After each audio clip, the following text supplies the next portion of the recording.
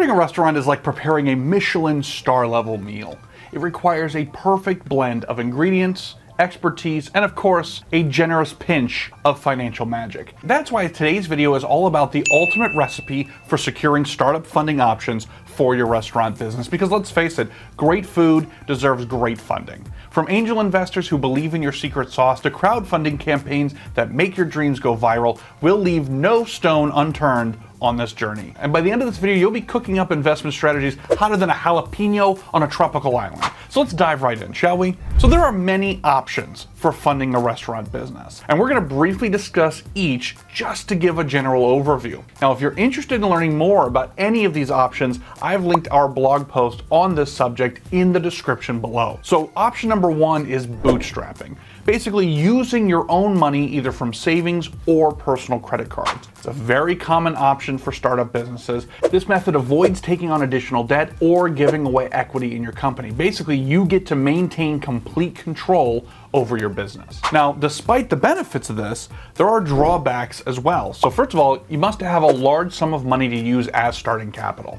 And this can greatly impact your credit score if you end up relying on personal credit cards to float your business to start. You could put all your savings into the business and lose it if the business fails. And scaling your business can get challenging if you only have enough funds to get it started and aren't immediately seeing a lot of profit coming in. Option two, friends and family. Now with this method, you want to clearly lay out the terms with the friend or family member. Is it a loan you're going to repay? Is it a gift? Is it an official investment that they're going to get a percentage of your business and profits? If it happens to be a loan, then you want to lay out what those repayment terms are going to be, because if you do it that way, it's going to help you keep the relationship intact and not put any financial stress on them. Now, of course, the big perk of this particular option is by asking friends and family, chances are they're probably going to be a little more flexible in terms of terms than a traditional lender would be. But the disadvantage is, right out of the gate, it can easily strain relationships. Money is such a touchy subject for people, and if a loan isn't repaid promptly, you could ruin that relationship. Not to mention the fact your friends and family may not even have access to the kind of cash you need. Your friends and family could feel uncomfortable with you asking for money, so there's an absolute chance that they're just gonna flat out say no. Now, strategy number three of getting funding for your startup restaurant: term loans. Now, this is probably the most popular and traditional funding method out there. Typically, the loans require collateral, so either equipment or real estate. Probably the most popular and traditional funding method we're going to be talking about here. Typically, the loan provider is going to require collateral of some kind, whether it be putting the equipment up or maybe even the real estate that the building's on. And depending on the loan you're going after, some may have a lengthy application process or high interest rates that you're going to need to be aware of. Now, there are many different types of loans out there. There's SBA loans, 7A loans, micro loans, disaster loans, direct lender loans, which would be from places like Bank of America or Wells Fargo or Chase. There's equipment loans, which helps you buy only equipment for your business, which if you're in the restaurant business could be very vital for you. And of course, there's tons of other options out there. And these loans are attractive to restaurant business owners because they don't necessarily take equity in the company. They just want collateral. Loan terms are usually fixed, so you know exactly how much you're paying back each month. And sometimes you can get a lower interest rate compared to other options that we're going to be talking about in this very video. So what are the downsides of this particular technique? Well, the first off is, like I said, collateral. Most lenders are going to want some form of collateral just to get the loan through.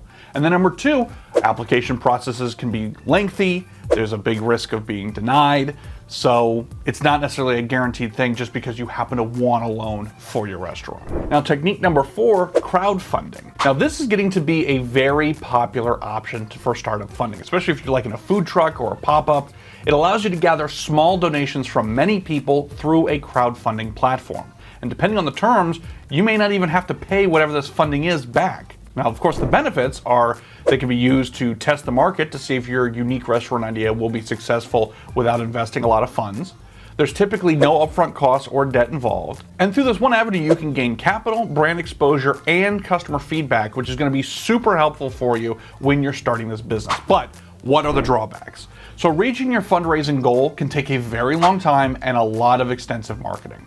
Now, supporters may expect to be paid back or given something in return for their donation, and there typically are a lot of extra rules to follow on crowdfunding platforms, and they're going to vary based on whatever site you're using. And if you don't follow these rules, your campaign could get shut down right in the middle of things and you would get nothing.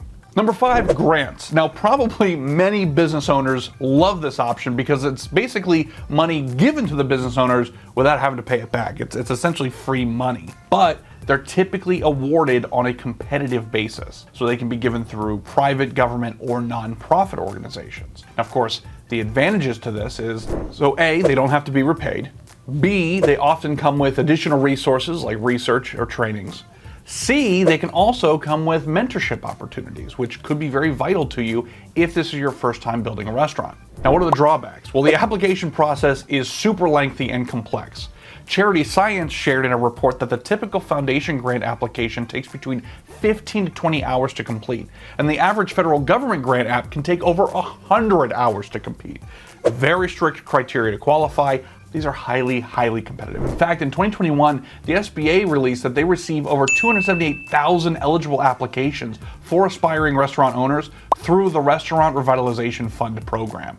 The RRF was meant to help restaurants during the COVID pandemic, and they reported that they approved 101,000 applications, with the average grant being about 283,000. However, remember, we're talking about COVID recovery here. So both in 2021 and 2022, the government did technically approve more applications and award more money to help with the COVID pandemic, but those numbers may not be carrying over to what current entrepreneurs can expect. That was a much different time and a much different operation to get funding back to business owners. Now, number 6, business credit cards.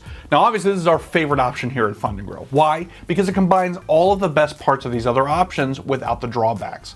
So what do I mean by that? Well, business credit is readily available to startup and seasoned restaurant businesses. It doesn't show up on or impact your personal credit. There's no collateral or giving up equity. It's got 0% interest for anywhere from 12 to 24 months. It can be used for any business expense, including real estate. Many cards have rewards and cash back, so basically you're getting paid to use them, and they're easy to apply for. You can fill out an application and get a decision same day. And you don't even have to tell the bank what you plan on using the funds for in order to get approved. It's truly a viable option for restaurant business owners. Now, if you want to learn the best tips and tricks for accessing business credit, however much you may need to grow your restaurant business, then you're going to want to check out our free masterclass, also in the description below. And consider that a wrap. We have reached the end of our journey through the world of startup funding options for restaurant businesses. Now, before we part ways, I want to leave you with this. Remember, finding the right funding option is like crafting that perfect recipe.